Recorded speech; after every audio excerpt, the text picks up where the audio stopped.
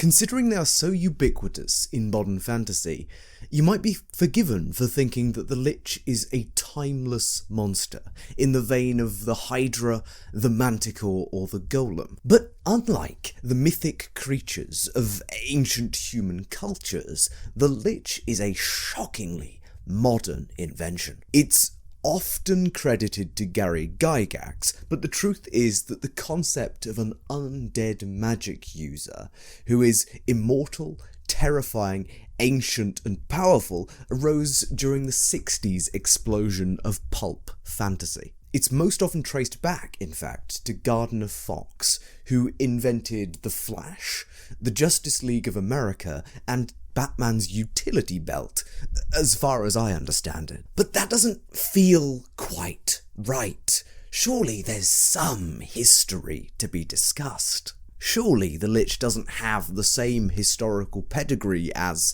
the Flumph, the Beholder, or the Displacer Beast. Well, you're in luck, because today we're doing a deep dive on the origins of Lich tales, and by the end I hope to convince you that what we currently call a Lich is only scratching the surface of what this concept can do.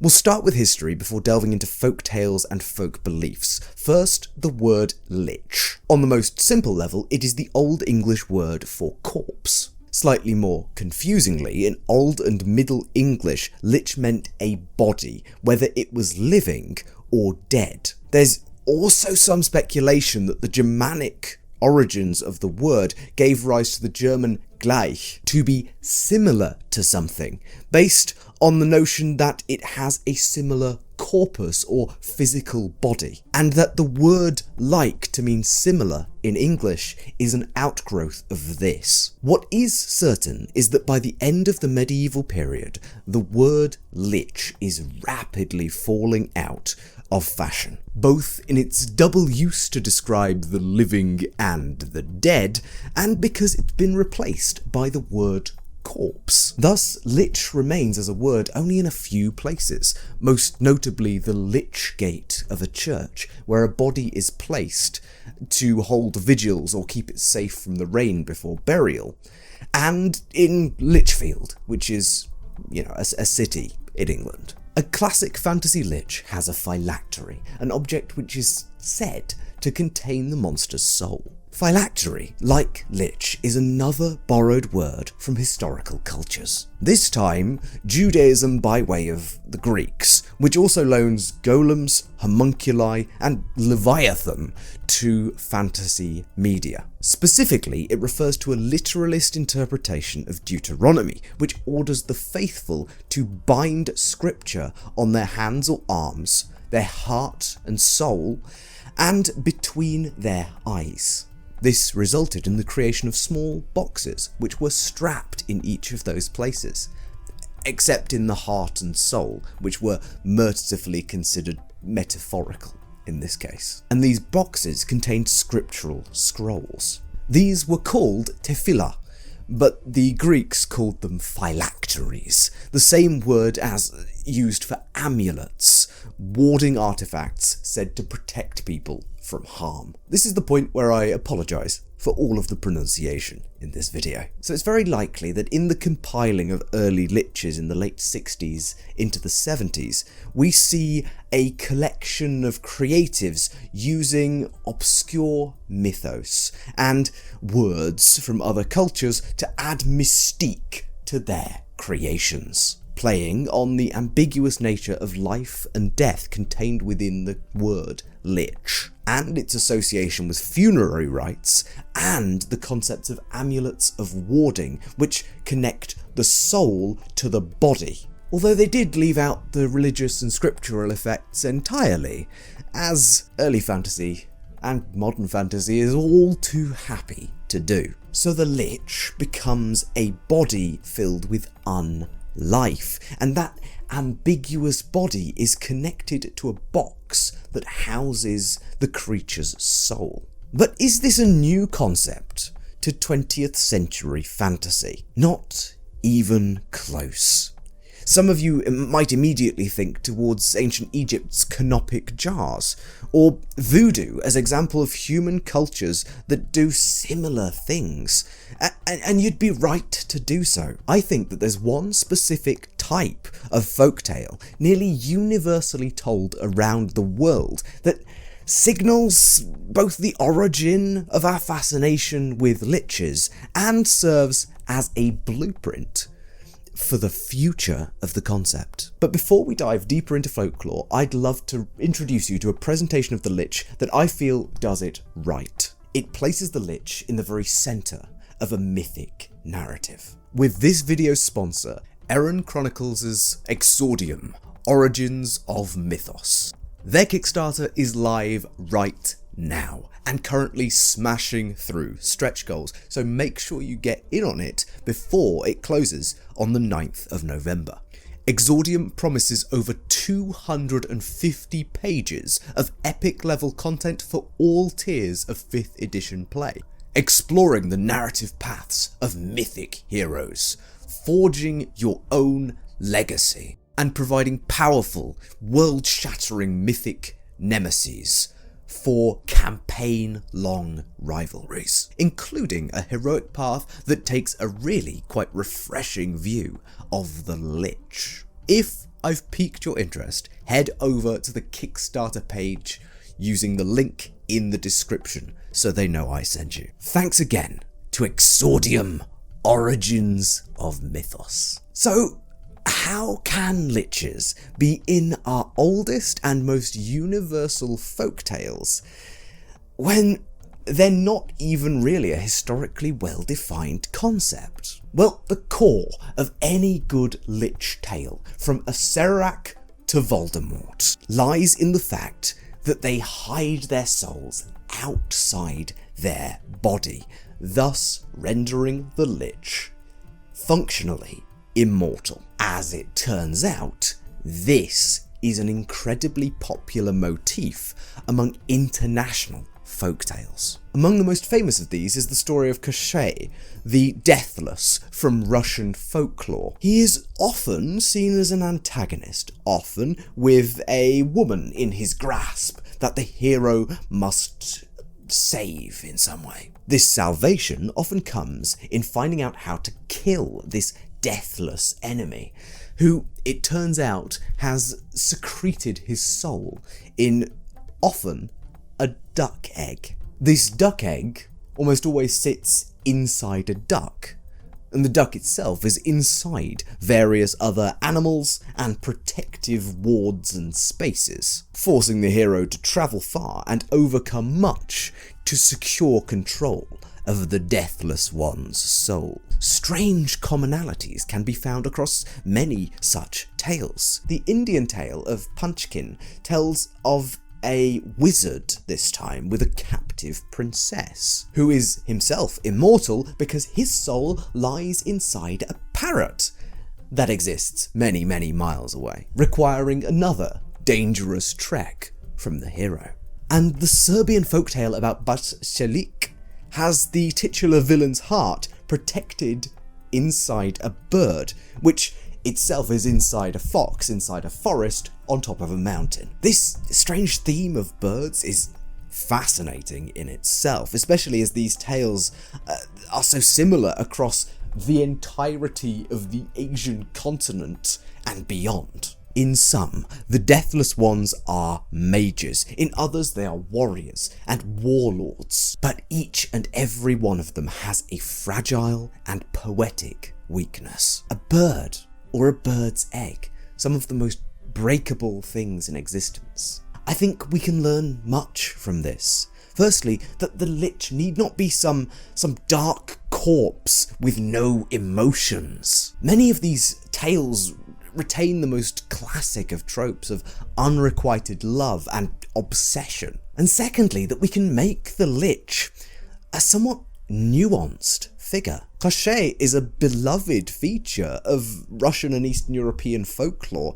He is a villain, and also sometimes an anti-hero, a tragic tale, or a caution, depending on the telling. And all the time he remains deathless, yet dynamic. And it isn't just birds. Ravana, the mythic king of Sri Lanka, is also deathless in this folktale fashion. He's a magician who places his soul in a box, especially so he can go off to war and not worry about his own death in said wars, which also enables him to engage in his scholarly work and research as a functionally immortal individual. Equally, there's a German tale about a cannibal who keeps his own soul in a box as well. These tales stick far closer to the fantasy-style phylactery, even down to the boxes. As tefillah, the original phylacteries were boxes worn on the body. And this is also where thoughts of canopic jars come in as well. The heart,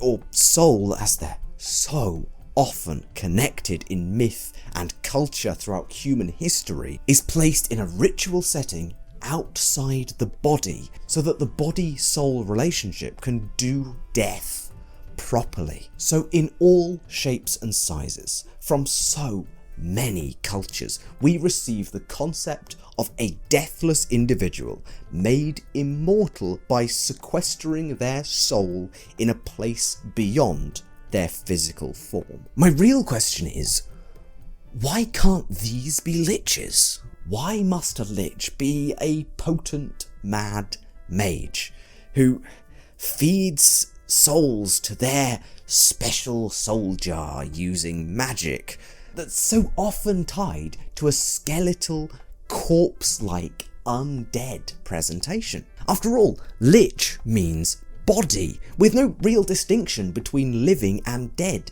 body, in at least the historical use of the word. Recontextualizing all of these dynamic and human, personable characters as members of the lich type of tale can only be a good thing. It makes the lich as antagonist so much more interesting. A lich can suddenly be anyone who has managed or been cursed to have their body and soul split, becoming lich. Body, quite literally. A body devoid of that which animates it. They can be warrior, priest, or mage, embrace youthful immortality or decaying rot. The object of their soul may be living or inanimate, bound to their person or hidden far away, trapped. But to be able to discuss this thematic feature of so much storytelling, lich is a great name, a great starting point. It's far better than the scholarly folklorist world, which groups tales like this together as Type 302 stories. And some of these changes are happening in the cultural zeitgeist. Pointy Hat, or Antonio D'Amico, has a series making non-traditional liches in D&D.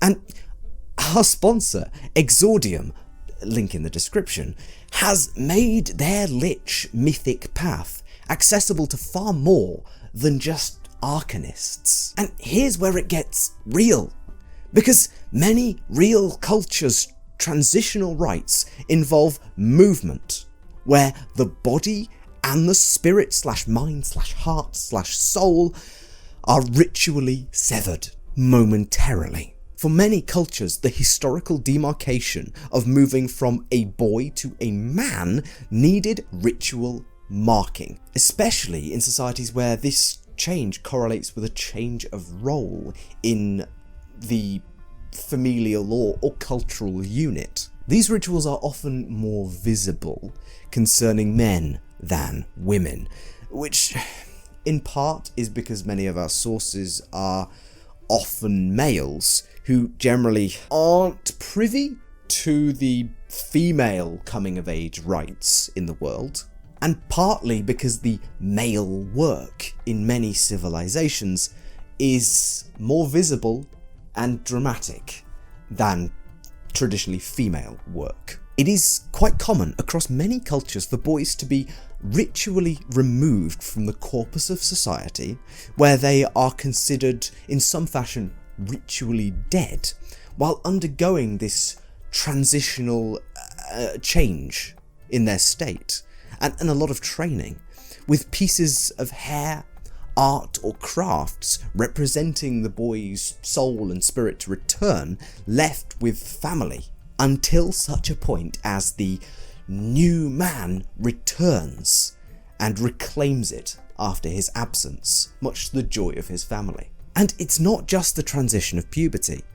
Anthropologists have reported cultures using amulets to store or safeguard the souls of sickly children kept in the possessions of priests or healers until the child is recovered, until its body has recovered enough that the spirit can be housed once more. Indeed, children are often targets of such rites.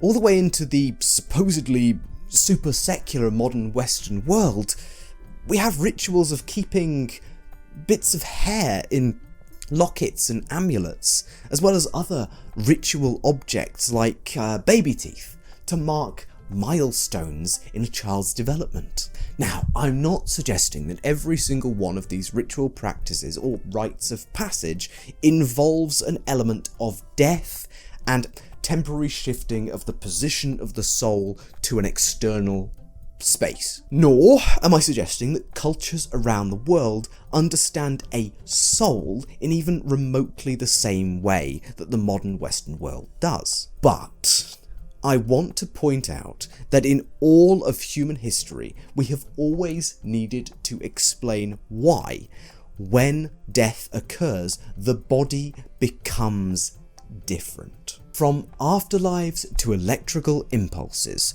one constant is that there is a barrier, a point where a body changes from or to a person. And so, many of our rituals are to acknowledge and track that change, from birth through life to death. It is no small wonder, then, why folk magic such as voodoo, shamanism or priesthood are seen as mediating between the two worlds. And even less surprising that the first thing we humans do when faced with this fact is to tell stories and legends which concern these themes. The Lich endures because it is the latest revival of an ancient oral tradition of speculating on death and mortality. It is one more tale of a